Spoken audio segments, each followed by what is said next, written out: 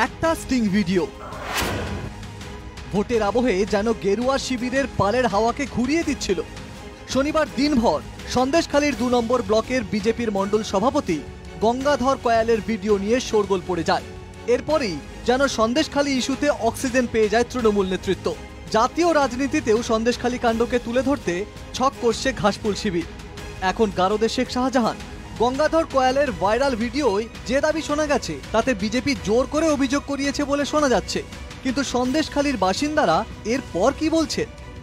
একদম মুখে এসে দুদফা নির্বাচনের পর আগামী 1 তারিখ সন্দেশখালী তথা বসিরহাটের নির্বাচন, তার আগে স্টিং প্রকাশ করলো তৃণমূল কংগ্রেস। তারা বলছে সন্দেশখালীতে যে ঘটনা ঘটেছে সম্পূর্ণ বিষয়টাই পরিকল্পনা মাফিক। কেমন রয়েছে সন্দেশখালী, কেমন রয়েছেন সন্দেশখালীর বাসিন্দারা, তা দেখতেই আমরা চললাম সন্দেশখালীর অন্দরে অন্দরে। কোনো পরিকল্পনা না, এইগুলো হচ্ছে ওদের কিছু একটা ব্যাপার আছে ভিতরে। আমরা মানে যে ঘটনা সেটাই ঘটনা, হ্যাঁ, যেটা সত্যিকারের ঘটনা সেটাই ঘটনা। তৃণমূল যে বলছে ওটা পরিকল্পনা, না পরিকল্পনা নয়, কোনো পরিকল্পনা না, এটা সাজানো না, এটা ওরা তৃণমূল থেকে ওটা মিথ্যে কথাই বলছে। এটা কিন্তু অরিজিনাল হয়েছে আমাদের এদিকে। মিথ্যে নয় একদম। মানে তৃণমূল যেটা বলছে ওটা মিথ্যে সাজানো কথা। অর্থাৎ সন্দেশখালীর 2 নম্বর ব্লকের বিজেপি নেতা গঙ্গাধর কয়ালের দাবিকে নস্যাৎ করছেন সন্দেশখালীর বাসিন্দারাই। তাহলে এখন কেমন আছে শাহজাহানের ত্রাসে থাকা সন্দেশখালীর মহিলারা? এই সময়টা এখন ভালো আছি, পরে কি হবে বলতে পারছি না। ভালো আছি আমরা সবাই। মানে সব সমস্যা, আর এখন কোনো সমস্যা নেই তো? না, সব সমস্যা মিটে গেছে। হ্যাঁ, এখন মোটামুটি আগের থেকে একটু ভালো আছি।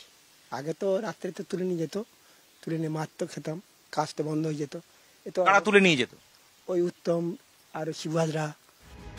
গঙ্গাধর কয়ালের বাড়িতে পৌঁছে গিয়েছিলাম আমরা।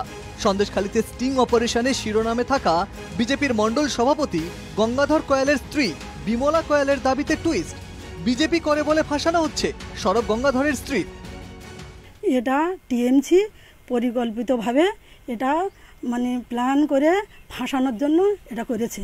টিএমসি করতে গেল কেন? কারণ আমরা বিজেপি করি, বিজেপি করার অপরাধে ভীষণ অনেক নির্যাতন সহ্য করেছি।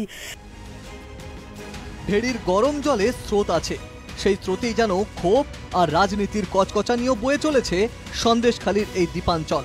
সন্দেশখালীতে বিজেপির সহ সভাপতি রবিবার দাবি করলেন এই স্টিং নাকি তৃণমূলের চক্রান্ত।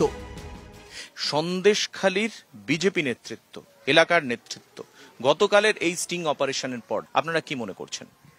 দেখুন, তৃণমূল কংগ্রেসের এখানে পায়ের নিচ থেকে মাটি সরে গেছে চক্রান্ত করে। কি করে তাদের ফিরে পাওয়া মাটিকে ফিরে পাবে সেই জন্য একটা চক্রান্ত করছে মাত্র। এতদিন তৃণমূল বলছিল সন্দেশখালীতে শাহজাহানের বিরুদ্ধে ওঠা অভিযোগ নাটক। এই স্টিং অপারেশনের ভিডিওর পর বসিরহাটের সিপিএম প্রার্থী তথা সন্দেশখালীর নেতা বলছেন এটাও নতুন নাটক। সন্দেশখালীকে নিয়ে তো এখন আরেক রকম নতুন করে নাটক তৈরি করা হচ্ছে। আমরা তো সন্দেশখালীর ঘটনা অনেক দিন আগে থেকেই বলা শুরু করেছি। সন্দেশখালীর একটার পর একটা নাটক তৈরি করে গোটা ভোটাররা যখন বামপন্থীদের দিকে চলে যাচ্ছে তখন সেই ভোটারদের মাইন্ড চেঞ্জ করার জন্য, মন এদিক ওদিক ঘুরিয়ে দেওয়ার জন্য নতুন নতুন নাটক তৈরি করছে। গঙ্গাধর বলছেন তাকে জোর করে বলানো হয়েছে। যদিও সন্দেশখালীর তৃণমূল বিধায়ক সুকুমার মাহাতোর দাবি গঙ্গাধর ফেঁসে গেছে তাই নাটক করছে। বিজেপির তরফ থেকে বলা হচ্ছে ফেব্রিকেটেড ঘটনা।